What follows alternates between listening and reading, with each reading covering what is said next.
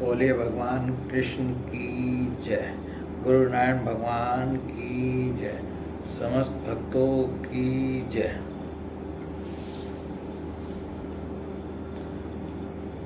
हम भगवान के अवतार महाराज पृथु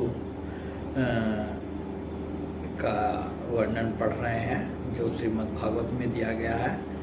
और आज हम एक अगला अध्याय चौथे स्कंद के 16वें अध्याय को पढ़ रहे हैं। ये बंदीजन द्वारा महाराज पृथु की स्तुति। श्री मैत्रेय जी कहते हैं, महाराज पृथु ने जब इस प्रकार कहा तब उनके वचनामृत का आस्वादन करके सूत आदि गायक लोग बड़े प्रसन्न हुए। फिर वे मुनियों की प्रेरणा से उनकी इस प्रकार स्तुति करने लगे। ये भागवत कथा जो है ये मैत्रेय जी जो है विदुर जी को सुना रहे हैं।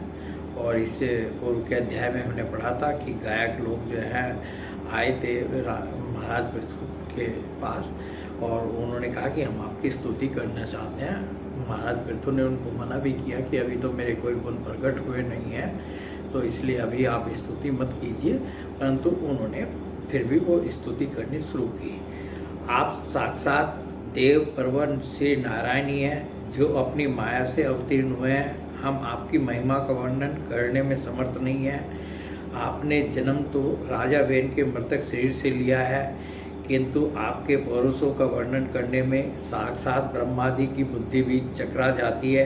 तथापि आपके कथामृत के आस्वादन में आदर बुद्धि रखकर मुनियों के उपदेश के अनुसार उन्हीं के प्रेरणा से हम आपके परम प्रशंसनीय कर्मों का कुछ विस्तार करना चाहते हैं। आप साक्षात श्री हरि के कलावतार हैं और आपकी कीर्ति बड़ी उदार है। ये धर्मधारियों में श्रेष्ठ महाराज पृथु लोक को धर्म में परिवर्तित करके धर्म मर्यादा की रक्षा करेंगे तथा उसके विरोधियों को दंड देंगे। ये अकेले ही समय समय पर प्रजा के पालन पोषण और अनुरंजन आदि कार्य के अनुसार अपने शरीर में भिन्न भिन्न लोकपालों की मूर्ति को धारण करेंगे तथा यज्ञ आदि के प्रचार द्वारा सर्वलोक और वृष्टि की व्यवस्था द्वारा भूलोक दोनों का ही हित साधन करेंगे। ये सूर्य के समान अलौकिक महिमान्वित प्रतापवान और समदर्शी होंगे। जिस प्रकार सूर्य देवता 8 महीने तपते रहकर जल खींचते हैं और वर्षा ऋतु में उसे उड़ेल देते हैं, उसी प्रकार ये कर आदि के द्वारा कभी धन संचय करेंगे और कभी उसका प्रजा के हित के लिए व्यय कर डालेंगे। ये बड़े दयालु होंगे। यदि कभी कोई दीन पुरुष इनके मस्तक पर पैर भी रख देगा तो भी ये पृथ्वी के समान उसके इस अनुचित व्यवहार को सदा सहन करेंगे। कभी वर्षा न होगी और प्रजा के प्राण संकट में पड़ जाएंगे तो ये राजवेशधारी श्री हरि इंद्र की भांति जल बरसाकर अनायास ही उसकी रक्षा कर लेंगे। ये अपने अमृत में मुख चंद्र की मनोहर मुस्कान और प्रेम भरी चितवन से संपूर्ण लोगों को आनंदमग्न कर देंगे। इनकी गति को कोई समझ न सकेगा। इनके कार्य भी गुप्त होंगे तथा उन्हें संपन्न करने का ढंग भी बहुत गंभीर होगा। इनका धन सदा सुरक्षित रहेगा। ये अनंत महात्म्य और गुणों के एकमात्र आश्रय होंगे। इस प्रकार मनस्वी पृथु साक्षात वरुण के ही समान होंगे। महाराज पृथु वेन रूप अग्नि के मंथन से प्रकट हुए अग्नि के समान है। शत्रुओं के लिए ये अत्यंत दुर्धर्ष और दुस्सह होंगे। ये उनके समीप रहने पर भी सेनादि से सुरक्षित रहने के कारण बहुत दूर रहने वाले से होंगे। शत्रु कभी इन्हें हरा नहीं सकेंगे।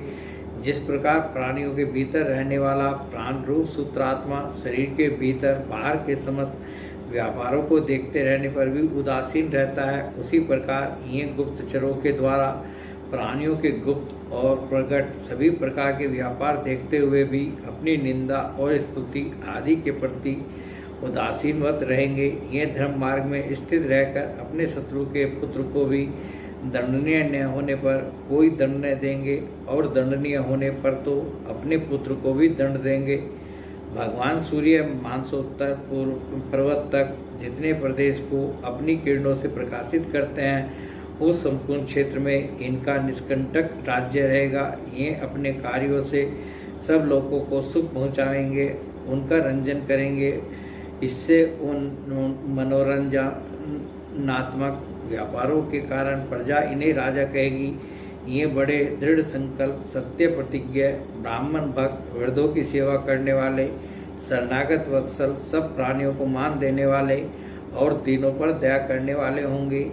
ये पर स्त्री में माता के समान भक्ति रखेंगे, पत्नी को अपने आधे अंग के समान मानेंगे, प्रजा पर पिता के समान प्रेम रखेंगे और ब्रह्मवादियों के सेवक होंगे। दूसरे प्राणी इन्हें उतना ही चाहेंगे जितना अपने शरीर को। ये सुहृदों के आनंद को बढ़ाएंगे। ये सर्वदा वैराग्यवान पुरुषों से विशेष प्रेम करेंगे और दुष्टों को दंड पानी यमराज के समान सदा दंड देने के लिए उद्यत रहेंगे।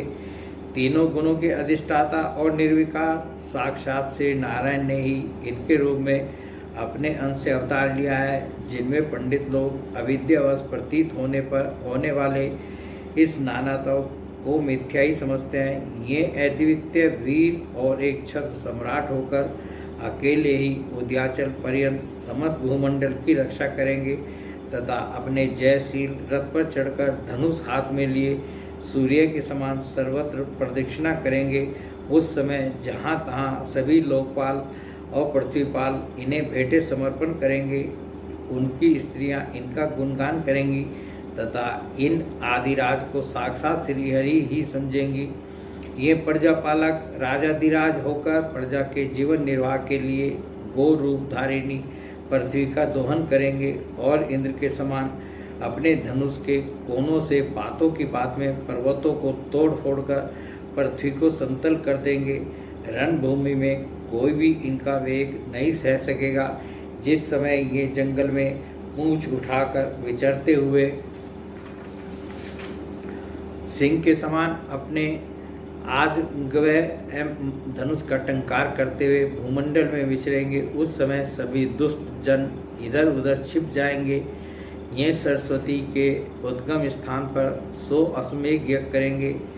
अब अंतिम यज्ञानुष्ठान के समय इंद्र इनके घोड़े को हरकर ले जाएंगे। अपने महल के बगीचे में इनकी एक बार भगवान सनत कुमार से भेंट होगी। अकेले उनकी भक्तिपूर्वक सेवा करके ये उस निर्मल ज्ञान को प्राप्त करेंगे जिससे परब्रह्म की प्राप्ति होती है। इस प्रकार जब इनके पराक्रम जनता के सामने आ जाएंगे तब ये परम पराक्रमी महाराज जहाँ तहाँ अपने चरित्र की ही चर्चा सुनेंगे। इनकी आज्ञा का विरोध कोई भी न कर सकेगा और ये सारी दिशाओं को जीतकर और अपने तेज से प्रजा के क्लेश रूप कांटे को निकालकर संपूर्ण भूमंडल के शासक होंगे। उस समय देवता और असुर भी इनके विपुल प्रभाव का वर्णन करेंगे।